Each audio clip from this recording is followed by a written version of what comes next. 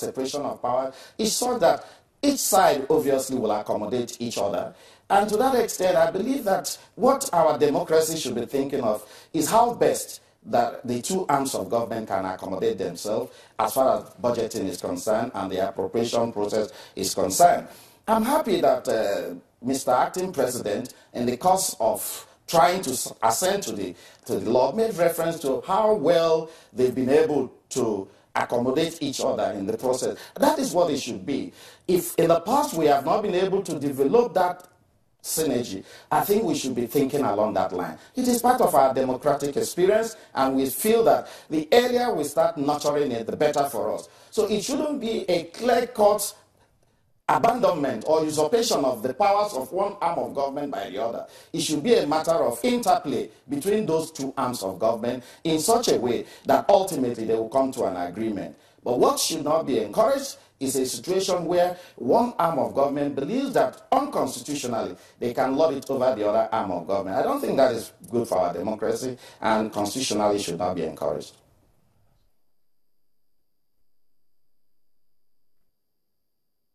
But what do we say to constituency projects? I mean, let's quickly talk to which is one area of contention where, you know, people believe that the National Assembly members cannot just introduce projects only and simply because they have promised their constituents that certain things will be done. So, for instance, the minister who says, I'm saying motorized boreholes, I'm saying primary healthcare centers, in a ministry for power works and housing, when it's not the Ministry of Health, shouldn't we raise eyebrows if really this is about the good governance of the country? We should continue to appeal for reasonability. Appeal? Yeah, appeal for reasonability. That is the only thing that we can do for now. If you say that the people of the National Assembly are representing their people, they are representing the people of the country, why do we need to appeal to them? Well, in the exercise of their power, we must, if you find the word appeal offensive, we must urge them to appear to be reasonable in whatever they are doing.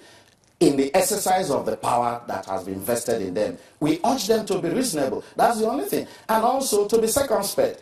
To be circumspect in the sense that you don't need to put motorized borehole in another department, as the case may be. Whether that is a matter of editorial misnomer, nobody can say. But perhaps there is a constituency that needs motorized borehole, and instead of putting it in the right category, they have put it in the wrong category. We can always adjust that, as the case may be. That's why I say, let us urge them. But if in the event that we feel that it is becoming unreasonable, well, like I always say, push it aside, overlook it, don't implement it, and then forge ahead with whatever you are doing for the purpose of execution and maintenance of the Constitution. You can achieve that, being the executive that you are. Chairman has more questions for you. Well, we've got Honourable Abdulmumin Jibrin, the former Chair, House Committee on Appropriation. He joins us via phone this morning to just quickly raise some issues. Honourable Jibrin, you heard what the Prof has said, that the National Assembly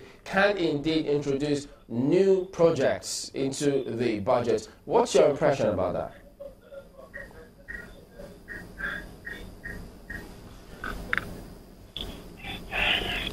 Honourable Jibrin, can you hear me?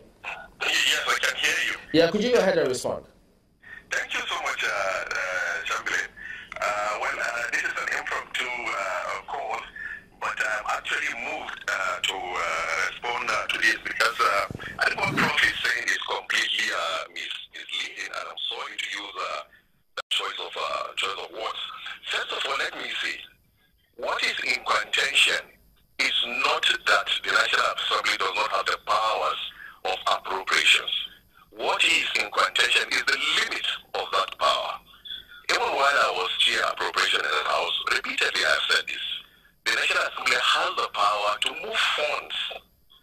For instance, if you have $1 million in a project and they believe it should be 800,000, then they reduce it to 800,000.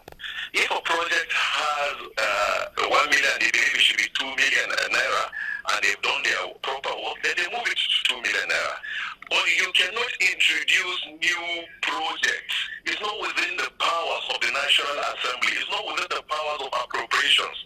What Professor is saying, and you've asked him the question, is not answered about 3, 4, 5 questions that you've asked him. All he's been doing is to insist that the National Assembly has powers of appropriations, and he has not interpreted those powers.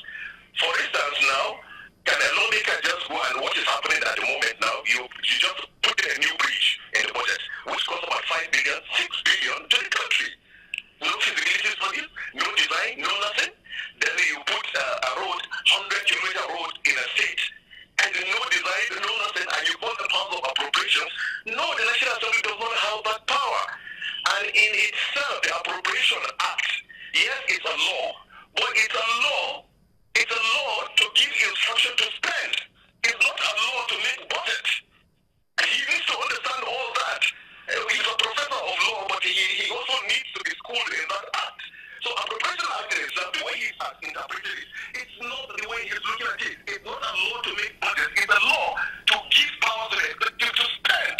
So essentially, it has to do with money, movement of money, not projects.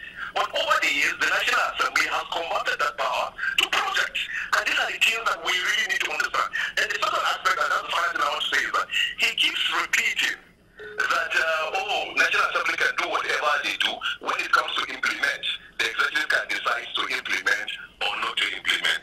How about Professor? Prof, once you pass a law, it's a law. The executive must implement.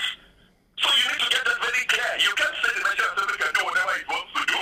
Then when it gets to the executive, they can decide to implement whatever they want to do. Get a professor of law, you should understand that. Once it's a law, it's a law.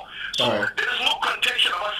You should not be repeating the fact that who is saying National Assembly does not have power. Nobody is saying that. Anybody who is saying that won't understand what we're talking about. The fact is that we have the power to appropriate, but there's a limit to that power. And the extent of that power, it's fund, it's money, it's movement of money, not introduction of new projects. Thank you very much. All right, thank you too. There you have his response. Mark Boy, I don't know if Prof would like to rebut that. Why not? Definitely I will. With respect to Honorable Jibril, I can understand his psychological disposition at this point in time, and that is quite understandable, with the greatest respect to him. And to that extent, I will say that I still disagree vehemently with him, regardless of any other thing. Even in the process, the only authority he has cited is that he has been a chairman of the Appropriation Committee, and that to me does not amount to anything. As far as the Constitution is concerned, and it's expressly before us, and we can read it and understand it to a very large extent, I believe that I stand seriously by what I have canvassed, and I have not abandoned any issue or question as he's purporting to allude to, in the sense that the issue of limits of the expenditure I have not addressed. I said that everything will be within the bounds of reasonability. But for you to say that in terms of limit, you can add from 1 million, you can increase to 2 million. That is also alteration. How do you know what the oil will be when you are increasing from 1 million to 2 million? Is that not also trying to jack up something that you are not supposed to jack up? So I think you have missed the point in trying to say that they can increase the figure, but they cannot add project. I said that on behalf of the people of this country and the various constituencies they represent, they reserve the right to do certain things. And that is what we are talking about. If it means injecting a project, if it means increasing figure, as Honorable Jibril is alluding to, they have the power to do so. So I don't think that there's anything untoward that one has said that would require one saying prof.